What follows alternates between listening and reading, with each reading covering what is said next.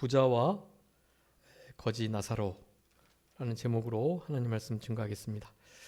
우리 지난 시간에 옳지 않은 청지기가 지혜롭게 행한 것에 대하여 살펴봤습니다. 지혜롭게 한 그 일 방법 자체도 아주 잘못된 것이긴 한데 딱 한 가지 이 비유를 통해서 말씀하시고자 하시는 것은 앞일을 준비했다. 이제 우리가 앞으로 일어날 영원한 세계와 또 아직 이루어지지 않은 성경의 그 예언의 말씀들을 잘 준비하려는 마음을 가지고 살아가는 것이 그 무엇보다 중요하다. 우리의 삶 속에 실제로 바로 내일 당면한 여러 가지 어려움들이나 닥치는 일들이 있지만요, 그것보다도 훨씬 더 중요하고 또 마음을 많이 쓰고 시간을 실제로 들여야 할 일이 예수님의 재림을 준비하는 일이다. 마치 오늘 오전에 세례 요한과 같이 진짜 하나님께 바쳐진 자로 그저 광야에 거하며 빈들에 거하며 메뚜기, 석청, 그리고 약대 털옷을 입고 지팡이를 들고 허리에 가죽띠를 띠고 그렇게 살아가는, 하나님 앞에 가끈히 행하는 일이 없으면 실제로 이 세대를 살아가기가 어려운 그런 때라는 것이에요. 이것을 그냥 듣지 마시고 좀 심각하게, 그래서 좀 우리 성도님들께서 연금이나 보험이나 어떤 가까운 미래에 닥칠 여러 가지 일들을 실질적으로 대비하시잖아요.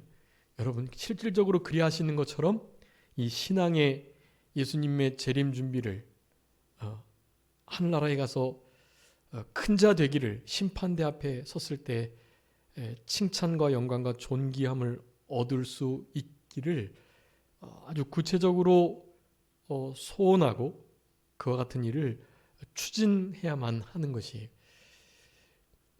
이제 성경에서는 마지막 때에 적그리스도가 나타난다 그랬어요. 그 적그리스도는 무슨 음모론이 아니고요, 이제 전 세계를 이렇게 통치하는 단일 기구가 반드시 쓰게 돼요.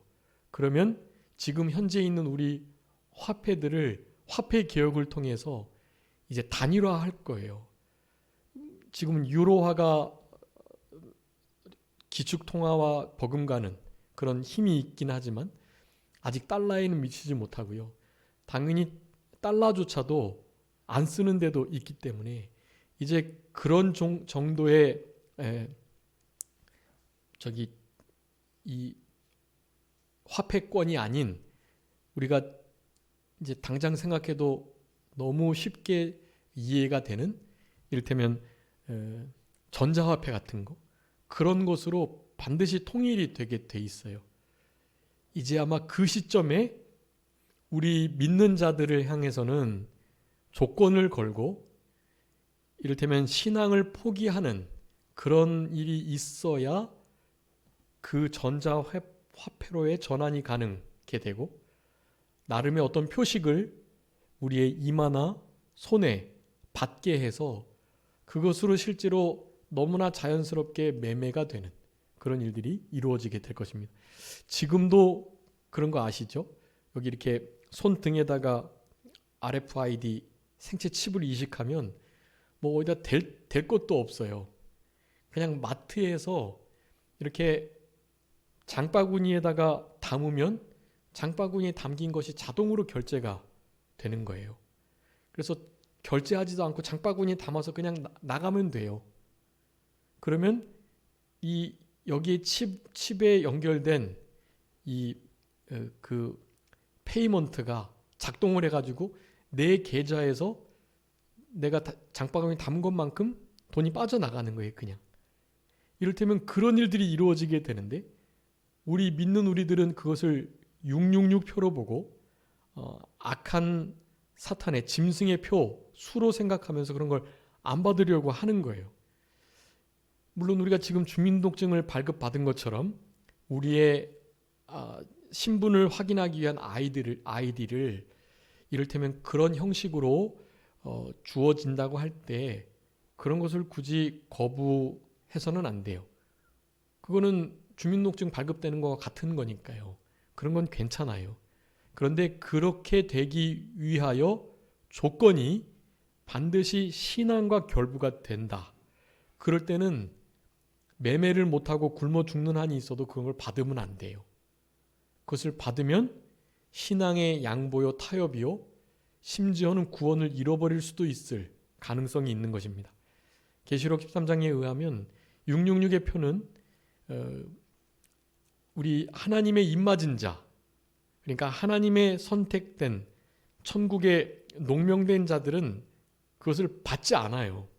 그러니까 우리가 진짜 하나님의 백성이라면 그것을 내가 받지 않을까 걱정하지 않으셔도 돼요. 실제로 하나님의 참된 14만 4천에 포함된 믿는 자들은 하나님의 어린 양의 입맞은 자, 하나님의 이름이 이마에 있는 자들은요, 짐승의 표를 받을 수가 없어요. 네. 그러니까 그런 비스무리한 걸 받았다고 구원을 잃어버렸다고 생각하시면 안 되고요. 너무나 명확합니다. 누구나 알 수 있도록. 이것이 긴가민가 하는 건 아니에요. 너무나 명확하게 이것은 하나님을 부인하는 일이요, 신앙을 타협하고 양보하는 일이요, 이런 일이 일어나게 되는 거예요. 그런 것은 여러분 어떠한 손해를 감수하고라도 결코 행해서는 안 됩니다.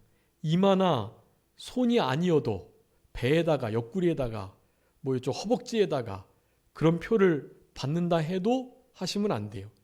신앙을 양보하지 않는 것이 중요하니까요. 여러분 우리 교단에서 그 예전에 화폐개혁 있었잖아요. 일제시대 지난 다음에 바로 그때 우리 이병규 목사님 몇 번 예를 들으셨거든요. 헌금이 많이 있었는데 화폐개혁을 하니까 주일날 그 화폐를 신화폐로 교환을 한다고 하는 거예요. 여러분 어떻게 해야 되겠죠? 하나님의 돈이고 헌금인데 주일날 그것을 환전하지 않으면 그냥 종이 쪼가리가 돼버리는 거예요. 휴지 조각이. 우리 입장에서는 주일을 거룩하게 지켜야 되기 때문에 그런 일들을 안 하는 거죠. 어떻게 하셔야 되겠어요? 우리 교회에도 통장 우리 수양관 판 금액이 있고 또 우리 재정부, 경상부, 또 이렇게 선교부, 구제부, 또 건축부 돈들이 들어있는데 오늘 주일날 이거 계좌 환전해가지고 신권으로 이렇게 교환하지 않으면 옛날 그 돈은 다 없어진다고 한번 생각해 보세요. 그럼 어떻게 해야 될까요? 주일날이지만 하나님의 돈이니까 해야 될까요? 지금은 이미 주일을 거룩하게 지키는 그 주일 성수의 개념이 무너졌기 때문에 당연히 하나님의 일이고 하나님의 헌금, 성도들이 피같이 모아서 바친 귀한 돈이고 하나님의 나라에 쓰여야 될 거니까 그거 휴지 조각 때문에 안 된다 하고 당연히 바꾸자고 하겠죠. 근데 여러분 우리 교단은 그렇게 하지 않았어요. 예전에 이제 큰 목사님이 이제 이렇게 원래 교회 구약 성경에 보면 제사장들이요, 레위인들이 모든 헌금들을 다 11조나 이런 거를 다 주관해서 임의로 사용하는 거거든요. 그래서 그 전통이 이어져서 초대교회에서는 초대교회 이렇게 우리나라 개신교 처음 들어왔을 그때에는요, 한국교회 초기에는 목사님이 무슨 집사님이나 재정부가 있어서 운용하는 게 아니라 목사님이 다 알아서 하시는 거예요. 헌금을 11조 감사헌금 양심을 써서 자기 살에 먹고 쓸 것 쓰고 나머지는 다 교회를 위해서 목사님이 다 하는 거예요. 원래 다 그렇게 했었어요. 그런데 사회에 이를테면 그 월급제가 도입이 된 것입니다. 목사님 그렇게 하면 실제로 교회 일하는데도 어렵고 돈 계산도 해야 되고 그러니까 우리 재정부가, 집사가, 장로가 돈을 맡겠습니다. 그리고 뭐 월급, 노동의 대가로 드리는 건 아니지만 감사하는 마음으로 드리겠습니다 하고서 이제 지금의 이 사례제도가 생긴 거거든요. 이때 우리 큰 목사님이 끝까지 이렇게 목사님이 재정을 다 운영하셨어요.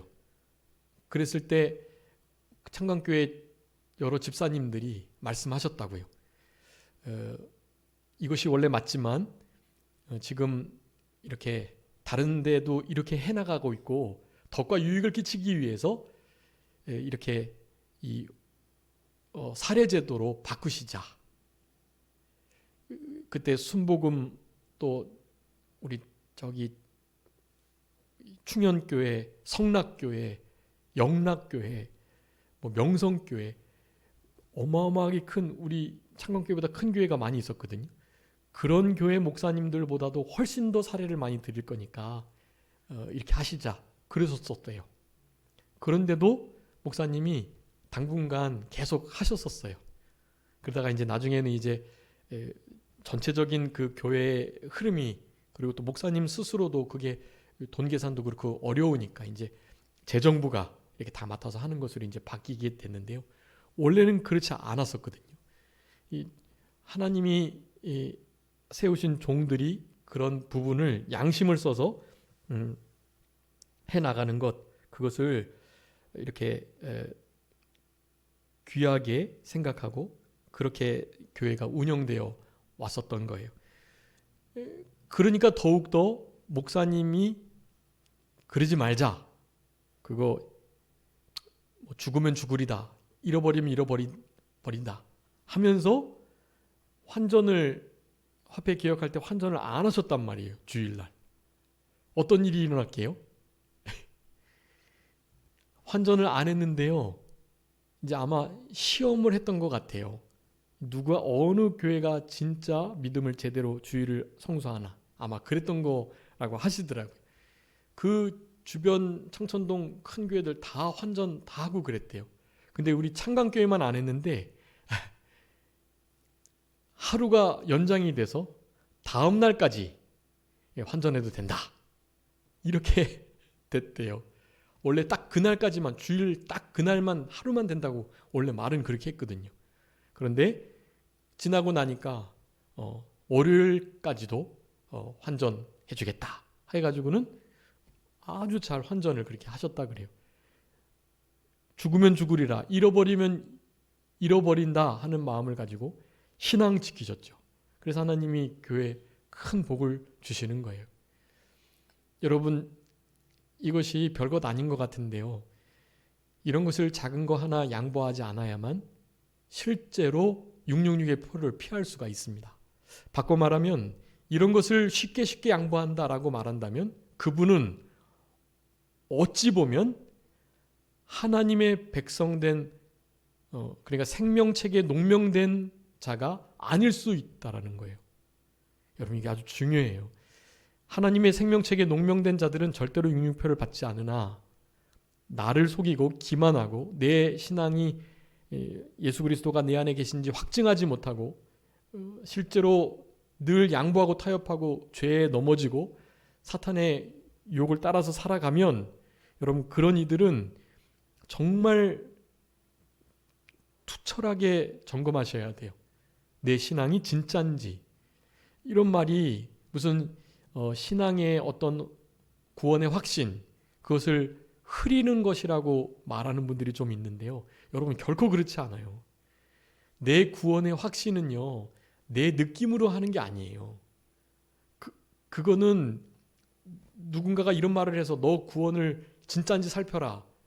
너 이렇게 안 하면 구원을 잃어버리는, 그러니까 구원을 못 얻은 자일 수 있어 라고 하는 말에 휘둘리지 않아요, 실제로.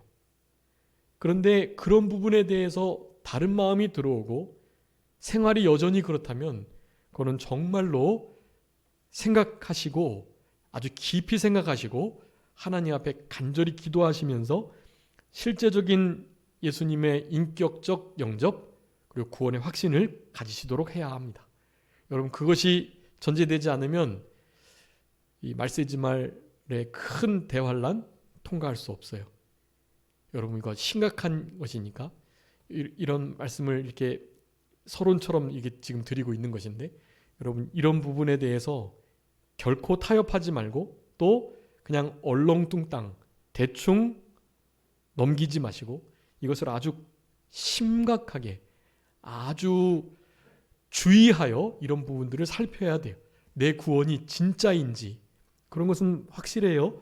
예수 그리스도가 나의 구주로 나를 위해 십자가에서 죽어주셨다. 3일 만에 살아나셨다. 다시 오실 것이다. 그분을 믿고 살아가면 승리할 수 있다. 마귀, 죄, 사망, 자기 자신과 이길 수 있다. 이런 마음이 너무나 명확하게 들어요. 네. 그리고 하나님 앞에 계속해서 헌신하게 돼요.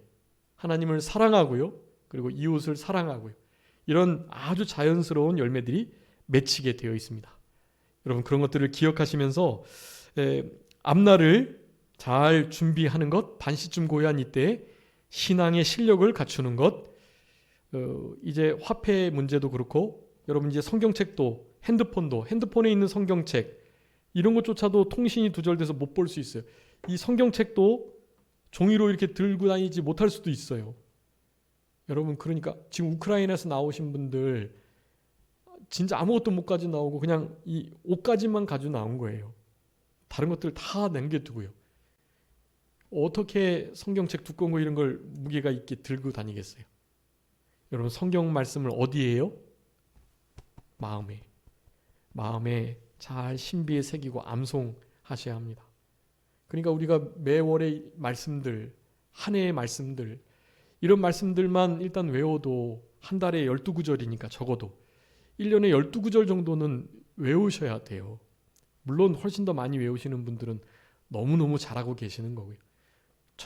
그렇게 못한다면 적어도 1년에 13구절, 1년 구절까지 그 정도는 외우시고 그 말씀을 계속 되새김질 하시면서 이게 내가 스스로 발전을 해서 내 신앙이 유지될 수 있도록 그렇게 하셔야 돼요.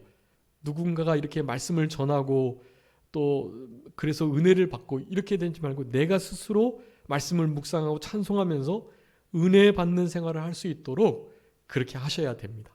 여러분 정말로 필요해요. 그 일이.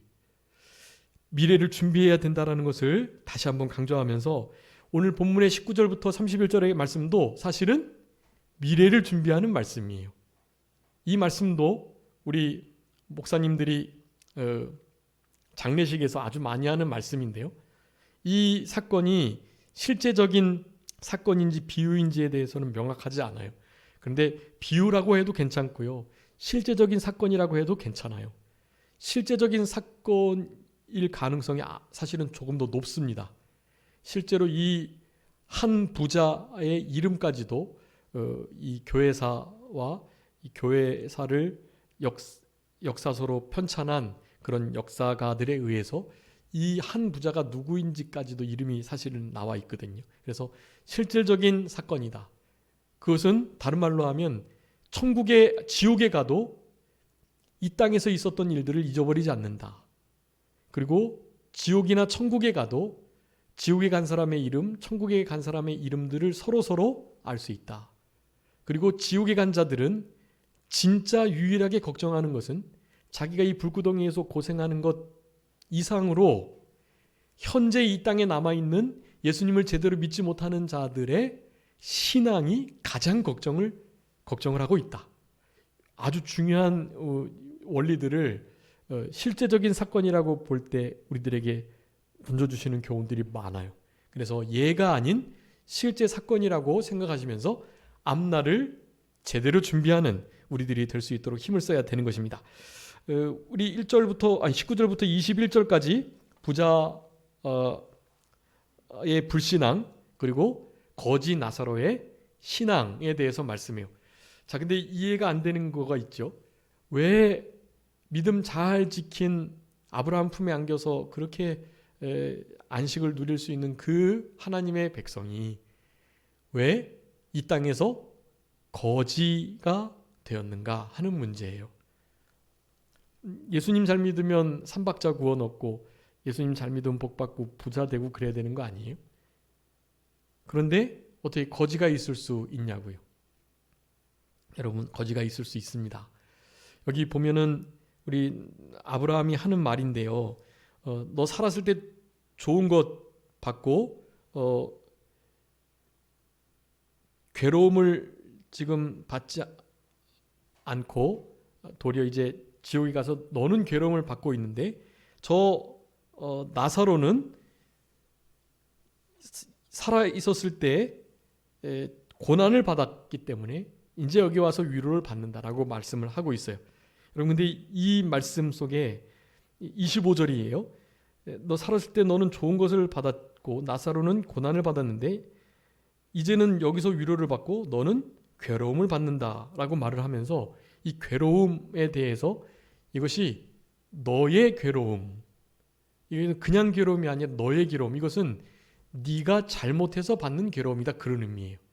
그런데 우리 나사로가 받았던 이 땅에서의 괴로움은 너의 괴로움이 아니에요. 그것은 결국 무엇을 의미하냐 하면 나사로는 신앙을 지키다가 받는 고난과 괴로움들을 뜻하는 거예요. 지금 이와 같은 형편에 놓이게 된 것은 신앙의 문제로 이렇게 거지가 된 처지가 되어버린 거예요. 다른 것 게으르고 나태해서 자기 할 일 안 하고 탱자탱자 놀다가 거지가 된 그런 느낌이 아니에요. 이것은 하나님의 일, 믿는 일을 하다가 여러 가지 도전을 받고 또 시기를 당하고 이렇게 고난을 당하여 결국 거지가 되지 않을 수 없는 상태에 놓이게 되었다라는 거예요. 부자가 잘 살고, 여러분 저기 19절에 보면 한 부자가 있는데 자색 옷 고운 베옷 입었다 그랬죠? 이것은요 거의 왕급이에요. 왕급. 부자도 그냥 어느 정도 부자가 아니라 진짜 큰 부자를 가리키는 거예요. 이 재산도 많고 그리고 직급도 높은 그런 의미예요. 그런데다가 날마다 호화롭게 즐겼대요. 날마다 즐기려면 어떻게 해야 될까요? 건강해야 될까요? 네, 엄청 건강해야 돼요. 진짜 건강해야 날마다 즐길 수 있어요. 건강하지 못하면 못해요. 자, 믿지 않는 불신앙의 사람인데 어려운 사람들 돕지도 않고 나사로가 문에 있는데도 조금 대접해 줘야 되는데 그저 부스러기나 먹게 하는, 실제로 노블리스 오블리제, 사회적 지도층이 해야 할 최소한의 의무도 안 하는 사람이에요, 사실은. 그런데도 건강하게, 그리고 관직도 높고 아주 잘 사는. 그리고 여기 보면 나사로가 먼저 죽죠. 죽을 때도 건강하게 아마 잘 지내고 장사 지냈다 했죠. 나사로는 장사 지냈단 말이 없어요.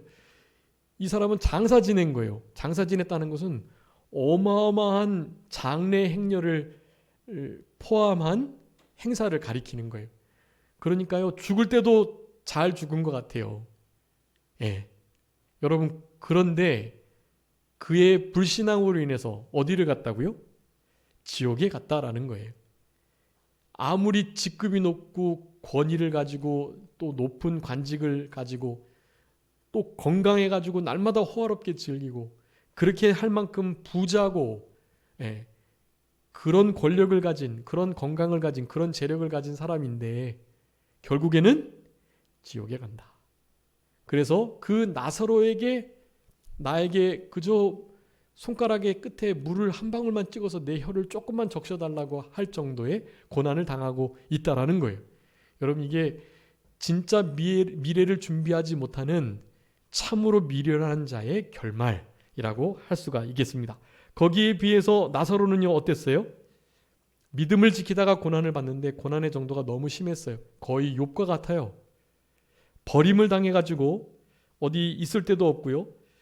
이 헌데는 종기가 난 아주 헐어버린 상처가 난 자국을 헌데라고 하는데, 그 헌데가 왜 생겼는지는 모르지만 여러 군데가 있었던 것 같아요. 걔가 헌데를 계속 여기저기 핥았다는 것을 보면 건강하지도 못하고 가난하여 거지가 된 상태에서, 거지들도 조금 거처가 있는 거지들이 있거든요. 근데 그런 거지가 아니라 진짜 거처조차 없는 내버려진 나사로, 거짓 나사로예요. 그러면서 정말 제대로 배고픔이 얼마나 많았을 거고 결국에는 죽어서 장사조차 지내지 못한 상태로 그렇게 생을 마감한 거죠. 그런데 어디를 갔다고요? 천국, 아브라함 품에 들어갔다. 그렇게 말을 합니다. 여러분, 우리의 삶 속에 한 번 죽는 것은 사람에게 정하신 것이고 그의 심판이 있는데 심판의 때를 잘 준비하는 것이 중요합니다. 여러분, 나사로는 비록 믿음으로 인해서 고난받고 배고픔 당하고 뭐 아주 수치스러운 또 아파가지고 헌대가 있는 삶을 살았지만 사실은 나사로의 이런 일련의 태도들을 보면 신앙에 자족함이 있었던 것 같아요. 자족. 스스로 됐다 하는 것, 만족하는 것, 더 이상 다른 것을 원하지 않고 하나님께서 이 정도까지 허락하신 거다라고 생각하면서, 이것은 자기 개발하고 발전하지 말라는 의미가 아니라요, 자기가 할 수 있는 것을 최선을 다해서 여기까지라는 것을 인정한다라는 태도입니다. 여러분, 그래서 이 자족하는 삶이 우리 나사로의 신앙 가운데 아주 중요한 비중을 차지하는 거예요.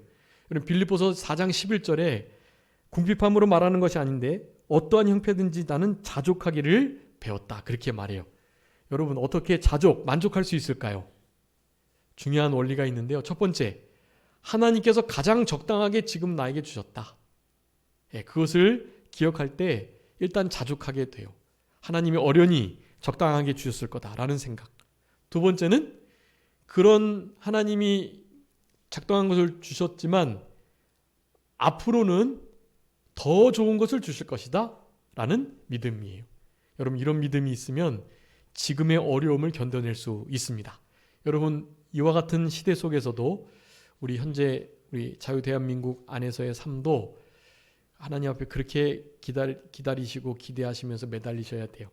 하나님이 어련하게 좋은 것을 주셨을 것이다. 그렇지만 우리가 기도하고 애쓰면 더 좋은 것을 주실 것이다. 우리가 원하는 것보다 우리의 필요를 더 잘 아시는, 있어야 할 것을 아시는 하나님이시니까 우리가 우리의 욕심대로 구하지 않고 하나님이 기뻐하시는 뜻대로 이루어지기를 기도드리면서 가장 좋은 것을 주셨을 거고 앞으로 더 좋은 것을, 우리가 상상하지 못한 것을 주실 것이다 라는 생각을 가질 때 여러분, 자족이 되는 것입니다. 그래서 디모데전서 6장 6절에 말합니다. 그러나 자족하는 마음이 있으면 경건에 큰 이익이 되느니라. 여러분, 우리의 신앙의 삶이 일치월장 나날이 발전하고 진보하려면 바로 이 경건함이 있어야 되는데요. 그 경건함은 어떨 때 더 커진다고요? 자족하는 신앙이 있을 때. 여러분, 그렇게 된다는 것을 기억하시면서 우리 나사로와 같은 그런 자족의 신앙을 배워야 하겠습니다. 22절부터 26절까지 부자와 나사로가 죽었는데요. 거기에 대한 설명을 하고 있습니다. 여러분, 물 한 방울 없는 곳이라는 것을 알고 있고 지옥과 천국에 큰 구렁이 있다는 것, 구렁텅이가 있다는 것을, 그래서 넘어갈 수 없다는 것을, 어두운 곳에서 밝은 곳은 명확하게 보이지요. 그런데 밝은 곳에서는 어두운 곳이 안 보여요. 지옥은 어두운 그런 곳이라서 밝은 광명이 있는 천국을 지옥에서는 잘 보며 부러워할 수 있는데 광명이 있는 그 천국에서는 굳이 어두컴컴한 그 지옥 속을 보려 하지 않아요. 나사로를 주목하는 것입니다. 이 부자가요. 이 부자는 나사로를 향해서 계속 손짓하는 거예요. 너 옛날에 내 집 앞에서 그 부스러기 먹고 그랬던 너 거지 나사로 아니냐. 좀 어떻게 좀 건너와서 좀 해달라. 이런 식의 요청을 계속 하는 거예요. 근데 될 수가 없다는 말씀을 우리 아브라함이 해주고 계시는 거지. 여러분, 실제로 천국과 지옥이 한번 갈라지고 난 그 갭은 결코 뛰어넘을 수가 없다는 것을 기억하면서 우리가 지금 천주교는 이런 진리를 다 팔아먹은 거예요. 헌금으로. 구덩이가 있긴 있지만 그 사이에 중간지대가 있다. 연옥이라는 곳이 있어서 연옥에 간 사람들은 이 땅에서 연옥에 간 사람들을 위해서 헌금을 많이 하고 기도를 많이 하고 그렇게 힘을 쓰면 헌금 떨어지는 소리가 나면서 연옥에서 천국으로 가게 된다. 그런 연옥설을 퍼뜨리고 있는 것입니다. 그래서 천주교는 실제로 그 연옥에 간 자를, 가족 중에 연옥에 간 자들을 건져내기 위한 어마어마한 돈을 실제로 드리고 있어요. 여러분, 이것은 중세시대 면죄부를 판 것과 다르지 않습니다. 예, 그것은 진리가 아니에요. 하나님의 말씀은 명확합니다. 지옥 아니면 천국이에요. 중간지대는 없다라는 것을 기억하셔야 되겠습니다. 여러분, 지옥을 우리 성경에서는 어떻게 표현하고 있을까요? 계시록에는 무저갱이라고 표현해요. 무저갱. 끝이 없는 동굴. 저는 처음에 끝이 없다 그래서 이게 위에서 아래로 계속 수직으로 쭉 떨어지는 그 동굴을 생각했어요. 근데 그런 동굴도 있다가, 그러니까 좌우로도요 끝이 없는 거예요. 무저갱이에요. 그게 무저갱. 위에서부터 계속 떨어져 내려오다가 좌우로도 끝없이 가는, 그러니까 우리의 지금 공간 지각 능력으로는 이거 이렇게 이해할 수 없는, 그러니까 이것은 단지 한 3차원, 4차원 정도의 문제가 아니라 끝이 없는 떨어지는 무저갱. 그 무저갱은 아래 수직으로 아래 위도 끝이 없고요. 또 좌우로도 끝이 없는, 그리고 그 무저갱 안에 나름의 공간들이 있고, 그래서 그곳에서 아주 불과 같은 고통, 그리고 정말 혐오스러운 지저분한 그런 고통을 맞이하게 되는 것입니다. 예전에 넷플릭스에서 그 뭐지요? 주마나? 그 무슨 신과 연인가? 신과 연, 하여간 어떤 신이 이제 옥황상제가 이제 죽은 사람을 이렇게 데려가는데 영혼이 막 이제 천국 좋은 데로 가는 사람도 있는 반면 죄 많이 지은 사람은 어마어마한 지옥 고통을 받는, 그래서 어느 지옥은요 그러니까 계속 달려야 되는데 달리지 않으면 뒤에서 어마어마한 큰 통나무가 굴러와서 자기를 깔아 뭉겨 죽이는, 예, 하여간 여러 가지 되게 많았는데요. 하여간 그런 많은 지옥들이 있다는 거예요. 그런 것 이상이라고 생각하셔야 돼요. 그런 것 이상. 성경에서는 예수님께서 뭐라고 말씀하는지 한번 보겠습니다. 마가복음 9장 48절 한번 읽어주세요. 48절, 49절. 마가복음 9장 48, 49. 거기에서는 구더기도 죽지 않고 불도 꺼지지 아니하느니라. 사람마다 불로써 소금치듯 함을 받으리라. 아멘. 소금치듯 불로써 이렇게 막 아주 큰 고초를 당하는 거예요. 예.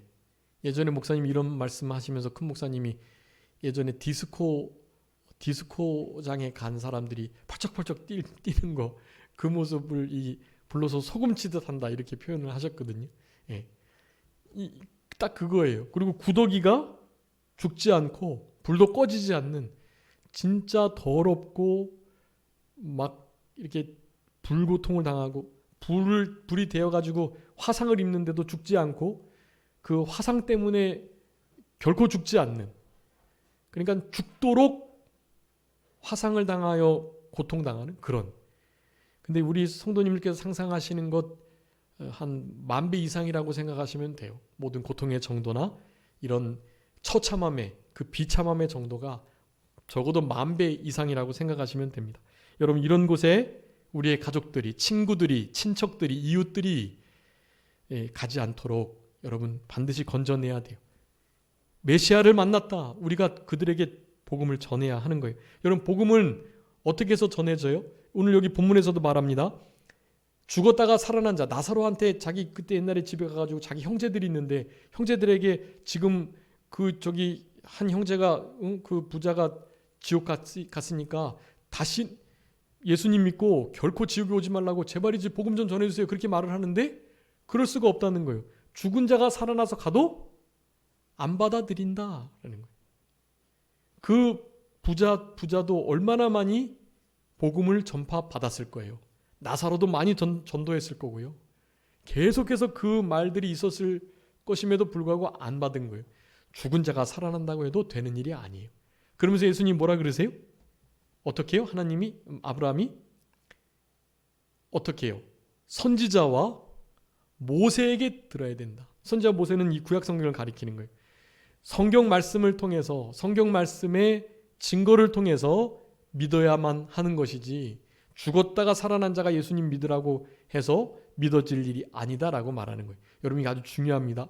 전도에 미련한 것으로 우리 하나님께서는 구원하시기를 기뻐하세요. 여러분, 전도를 그래서 해야 돼요. 우리 세례 요한과 같이 내가 메시아를 만났다, 우리가 메시아를 만났다라는 것을 실제로 증거하셔야만 합니다. 여러분, 어떻게 전달이 될까요? 여러분, 로마서 10장에 이 전도의 그 방향을 아주 잘 설명하고 있어요. 로마서 10장 13절부터 15절 한번 읽어주세요. 여러분, 이거 중요하니까 다 한번 같이 찾아주세요. 로마서 10장 13절부터 15절 좀 표시를 잘 해주세요. 읽어주세요. 누구든지 주의 이름을 부르는 자는 구원을 받으리라. 그런즉 그들이 믿지 아니하는 이를 어찌 부르리요? 듣지도 못한 이를 어찌 믿으리요? 전파하는 자가 없이 어찌 들으리요? 보내심을 받지 아니하였으면 어찌 전파하리요? 기록된 바 아름답도다 좋은 소식을 전하는 자들의 발이와 함과 같으니라. 아멘. 자, 맨 15절부터 시작되는 거예요. 자, 보내심을 받지 아니하였으면 어찌 전파하리요? 자, 첫 번째, 보내심을 받아야 되는 거예요. 자, 오늘 보내심을 받은 자가 누구였죠? 세례 요한. 하나님께로 보내심을 받은 자가 났으니 요한이다. 세례 요한이다 말씀하셨죠? 보내심을 여러분, 우리는 이미 보내심을 받은 자들이에요. 보내심을 받은 자가 있어야 보내심을 받고 뭐를 해요? 전파를 하죠. 보내심을 받지 않으면 전파를 안 해요. 자, 여러분은 전파자들이에요. 그러니까 보내심을 받은 자들이란 말이에요. 지금 이제 예배 끝나고 나서 대구로 돌아가시고 이제 각자 삶의 터전으로 돌아가시면요, 보내심을 받은 자들이에요. 여러분, 그곳에서 전파하셔야 돼요. 보내심을 받지 않았는데 어떻게 전파를 하겠어요? 근데 여러분은 보내심을 받은 자들이에요. 그러니 전파할 사명이 있는 것입니다. 자, 보내심을 받은 자는 전파를 하게 돼 있어요. 자, 그런데 전파하는 자가 없이 어찌 듣겠느냐라고 말하죠. 그러니까 보내심을 받은 자는 전파를 하고요, 전파하는 자를 통해서 들어야 되는 거예요. 예. 믿음은 어디서 나요? 들음에서 나거든요. 그러니까 이 들음까지 와야 돼요, 일단. 그래서 보내심을 받은 자가 전파를 하게 되면 그때야 비로소 듣게 돼요. 그러니까 만약에 보내심을 받았는데도 전파하지 않으면 어떻게 될까요? 우리에게 책임이 있어요. 그들의 피 값을 우리에게 물으시는 거예요. 우리 보내심을 나 받지 않았는데? 라고 말씀하시면 안 돼요. 우리는 예수님을 믿는 그 순간, 메시아를 만난 그 순간 이미 메시아를 우리가 만났다라고 보내심을 받은 자가 되는 거예요. 그냥 그 자리에서. 그러니 보내심을 받고 전파하는 자가 되어 다른 사람들로 하여금 들을 수 있도록 해야 돼요. 여러분, 듣지 않았는데 어떻게 뭐 한다고요? 듣지 않았는데 어찌? 믿으리요. 예. 그러니까 들어야 믿게 된다라는 거예요. 그러니 우리가 해야 할 일은 바로 이 들음까지, 들어서 제대로 잘 전파하여 듣는 데까지 해야만 해요. 이 뒤로는 누가요? 하나님께서 역사하셔요. 성령으로, 하나님의 말씀으로, 말씀과 성령이 역사해가지고 죽은 영을 살려내시고 구원을 이루어 가시는 거예요. 자, 그래서 보냄을 받아 전파를 하고 전파해야만 듣게 되고, 듣는 자들에게 믿음이 생기고, 자, 믿음을 가진 자가 부르짖는 거예요. 부름. 근데 믿지도 않는 자를 어떻게 부를 수 없잖아요. 그러니까 믿어야 부를 수 있다. 누구를요? 우리의 구원자 되시는 메시아 예수 그리스도를 부를 수 있게 되는 것이에요. 자, 그 예수 그리스도 이름을 부르기만 하면 어떻게 돼요? 구원을 얻어요. 그게 이제 13절이에요. 누구든지 주의 이름을 부르는 자는 구원을 얻겠다. 여러분, 그래서 이것이 총 5단계입니다. 구원을 얻기까지 5단계가 있어요. 보내심을 받고 전파가 되고, 그래서 들으심을 얻고, 그래서 믿음이 생기고, 믿음으로 말미암아 주의 구원의 이름을 부르게 된다. 그래야 구원이 임하게 되는 거죠. 자, 이런 단계를 거쳐야만 실제로 영혼 구원의 역사가 있는 거예요. 우리 아브라함 지금 그것을 이 부자에게 말하는 거예요. 죽은 자가 살아나도 소용없다. 하나님의 말씀을 근간으로 하는 그 말씀에 헌신된 세례 요한과 같은 우리가 메시아를 만났다 고백할 수 있는 자들이 보냄을 받아 전파하고 듣게 하여 믿게 하는 역사가 나타나는 것이다 라는 것을 말하는 거예요. 여러분, 이것이 우리 구원을 받는 일에 아주 중요한 순서가 된다는 것을 다시 한번 기억하시면서, 죽는 것은 한 번 정해진 것이고 그 후에 심판이 있는 것인데, 히브리서 9장 27절에 심판을 우리가 잘 준비하는, 미련한 청지기가 지혜롭게, 불의한 청지기가 지혜롭게 일을 했던 미래를 준비하는 그 일을 우리도 잘 감당해야 되겠습니다. 근데 지난 시간에 말씀드렸는데, 당연히 심판받을 때 아무것도 가져가지 못하는 것이 아니라는 거 꼭 기억하셔야 돼요. 뭐 가져간다 그랬죠? 말씀 지킨 거. 말씀 지킨 것만이 우리의 소유다 그렇게 말씀드렸어요. 또요, 우리가 무엇 가져갈 수 있다 그랬죠? 말씀 지킨 것은 시편 119편 66절인가요? 56절인가요? 그 말씀이에요. 우리의 소유는 이것인 주의 말씀을 지킨 것이다 라고 말씀하고, 계시록 14장 13절, 주 안에서 죽은 자가 복이 있는데 그가 수고를 그치고 쉬게 될 것인데 그가 행한 일이 따름이다. 하나님의 말씀과 예수 그리스도를 믿는 그 말씀 순종한, 서로 사랑한 이 모든 신앙의 신앙의 구원을 이루어간 거, 신앙 인격이 만들어진 거, 그것이 따른다 그렇게 말씀드렸어요. 여러분, 말씀 지킨 것, 신앙 인격 만들어진 것, 그것은 심판대 앞에 가져가게 됩니다. 오늘 오전 말씀에 의하면 내가 메시아를 만났다라는 그 마음을 가지고 세례 요한의 세 가지의 그 모습을 가지고 살아가는 거, 여러분, 그거 고스란히 하나님께 가요. 나는 쇠하여야 되겠고 그는 그만 흥하여야 되겠다. 그거 남는 거예요. 그거. 나는 단지 광야에서 외치는 자의 소리일 뿐이다. 예수님만 높여지면 되는 거예요. 나는 신랑의 친구로서의 기쁨이 있다.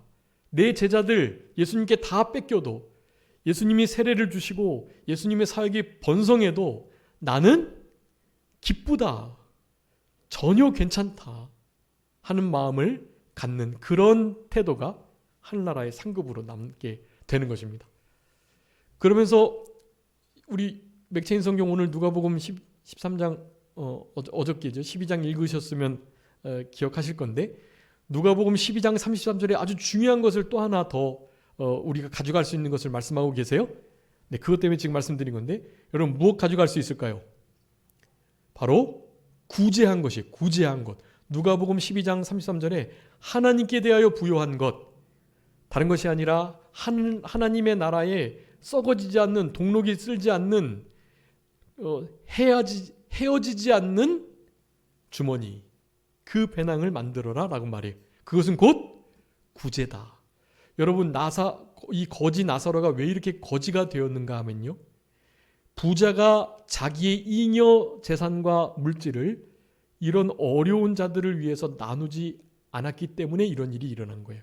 여러분, 우리 전 세계에 일어나는 기아, 여러분 지금 우리같이 잘 사는 나라는 모든 음식들이 너무나 넘쳐나서 죽으려고 하고, 지구 반대편에는 아프리카 밀림, 또 브라질 밀림 오지에 사는 사람들은 먹을 것이 없어서 실제로 기근 때문에 굶어 죽어가고 있어요. 여러분, 이것이 이 부의 아주 자발적인 균형을 위하여 자기의 손을 펴는 바로 그 일을 함으로써 균형이 잡혀지는 거예요. 강제로 뺏어다가 하면 안 돼요. 그럴 수는 없어요. 그렇게 하면 안 되는 거예요. 그런데 이런 말씀들을 듣고 신앙이 생겨서 자기의 재산의 절반까지라도 나눠줄 수 있는 그런 마음을 가지고 선행을 하고 구제를 한다면 그 갭이 좁혀질 수 있어요. 우리가 그것을 안 해서 그런 거예요. 여러분, 우리에게 주시는 아주 중요한 교훈입니다. 이 부자가 거지 나사로에게 구제의 손을 펴지 않았기 때문이에요. 하나님께 꾸이는 것인데 그걸 안 한 거예요. 대접받고자 하는 대로 무엇 해라? 대접하라고 하시는데 안 하는 거예요. 황금률인데 여러분, 우리가 다른 사람들을 유익하게 하고 대접하는 일을 위해서 살아가셔야 돼요. 다른 사람에게 가장 큰 대접은 그의 영혼을 건져내는 일이죠. 그 영혼을 건져내기 위해서 그들의 필요를 채워야 해요. 우리 이제 산정교회 성도님들도 이렇게 전도 많이 하시는 분들 당연히 사랑의 빚을 지어가지고 막 그냥 모든 필요를 채워주고 그러면 그네들이 사랑의 빚을 지고 교회에 나오게 되잖아요. 영화교회 우리 권사님들이나 집사님들도 전도하시는 분들은 다 그렇게 오시는 거예요. 계속해서 섬겨서 사랑의 빚을 지어가지고 그네들의 진짜 필요를 잘 채워서 그 사랑이 너무 좋아서 내가 당신이 나가는 그런 교회, 당신이 섬기는 예수님 좀 섬겨보고 싶다. 그렇게 해서 믿는 거예요. 여러분, 이런 것은 이게 삶의 원리이지만 성경에서 말하는 하나님의 원리예요. 대접받고자 하는 대로 대접하라. 구제하라. 어려운 사람들에게 손을 펼쳐라. 여러분, 선한 사마리아 법도 있는데 자비를 베푼 사마리아 이야기 아시죠? 모든 돈 있고 권력 가진 자들은 다 지나가는 거예요. 그런데 누구만이요? 그때 당시에 이스라엘 백성들에게 개 취급받는 사마리아 사람이 자기의 길이 바쁜데도 불구하고 그 사람을 살려내서 주막에 낫게 하는 이런 일을 하는 거예요. 너희들의 진짜 이웃은 누구냐? 우리 예수님 물어보시는 거예요. 우리의 이웃은 누구겠어요? 강도 만난 자가 우리의 이웃이어야 하는 거예요. 내가 강도 만나서 사마리아 같은 선한 사마리아 같은 예수님이 우리를 살려주셨으니 우리도 강도 만난 자를 이웃 삼고 그들에게 구제의 손을 펼쳐야만 하는 거예요. 여러분, 이런 것이 어디예요? 하늘에 남아요. 하늘에 말씀 순종한 것, 이 구제하라는 이 말씀 순종한 것, 이것이 남는 거예요. 보물이 있는 곳에 마음이 있다. 마음 가는 곳에 보물도 가요. 그러니까 먼저 물질을 쓰시면 우리의 마음도 움직이고요. 마음이 움직였으면 그것에 물질을 드리는 것, 그것이 아주 지혜로운 일이라는 것을 성경은 우리들에게 교훈해 주고 계십니다. 결국 이제 본문을 통해서 우리들에게 앞일을 예비하라고 말씀하는데요. 이것만 읽고 말씀 마치겠습니다. 이 아브라함 품에 안겼는데 왜 하필 아브라함일까? 여러분, 갈라디아서 3장 7절, 9절, 39절 세 개 써주세요. 거기다가 아브라함 품에 할 때 아브라함에다가요. 갈라디아서 3장 7절, 9절, 39절 한번 읽어주세요. 그런즉 믿음으로 말미암은 자들은 아브라함의 자손인 줄 알지어다. 아멘. 9절요. 그러므로 믿음으로 말미암은 자는 믿음이 있는 아브라함과 함께 복을 받느니라. 39절.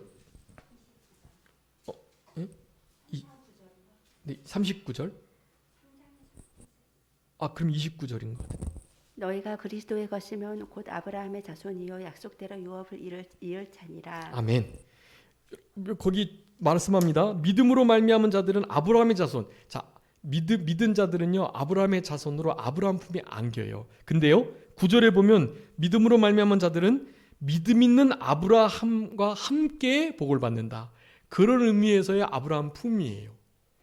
또 더 나아가서 29절 갈라디아서 3장 29절에 너희가 그리스도의 것이면 곧 아브라함의 자손이니 약속대로 유업을 이을 자다. 복을 받는데 하늘의 영원한 상급 그 유업을 아브라함과 함께 잇는다. 그리스도의 것이 될 때 그렇게 말합니다. 그러니까 그리스도의 것이 되어 믿음으로 말미암아 아브라함의 자손, 아브라함이 받는 복, 아브라함과 함께 영원한 천국의 기업을 이을 자가 된다는 것을 나타내 주시고자 이렇게 아브라함 품에 안겼다라는 표현을 쓰고 있다는 것을 기억하시면서 한 주간 생활하시면서 우리에게 없어질 그런 것들을 영원히 남는 구제하는 일, 또 하나님의 말씀을 순종하는 그 일에 우리의 모든 것을 온전히 쏟을 수 있는 우리들이 다 되었으면 좋겠습니다. 자, 기도하겠습니다. 살아계신 우리 아버지 하나님 감사합니다. 우리 부자와 거지 나사로의 이야기를 통해서 우리들에게 역시 앞일을 예배하고 준비하라는 지혜를 우리들에게 깨우쳐 주시는 우리 아버지 하나님의 은총을 진심으로 감사합니다. 우리 예수님 다시 오실 날이 얼마 남지 않은 것을 기억하며 그 심판대 앞에 설 준비를 잘하는 우리들 되게 하시고, 우리가 무슨 일을 하든지 하나님 앞에 설 준비를 제대로 하는 것이 우리의 본업임을 분명히 하고, 남은 때 우리가 가진 모든 것을 사용해서 믿음을 지켜내며 또 거지 나사로와 같이 자족하는 신앙을 가지면서 나중에 영원한 아브라함 품에 안겨서 참된 안식과 평강을, 쉼을 누릴 수 있는 우리들의 남은 생애가 되게 해주시기를 간절히 바라옵고, 한 주간도 우리 주님께서 함께 동행하여 주시고 우리의 모든 필요를 채워주시며 사건 사고 없이 건강하게 지낼 수 있도록 아버지 하나님들 같이 하여 주옵소서. 모든 것 주님께 의탁하옵고 살아계신 예수 그리스도의 이름으로 기도 올리옵나이다. 아멘.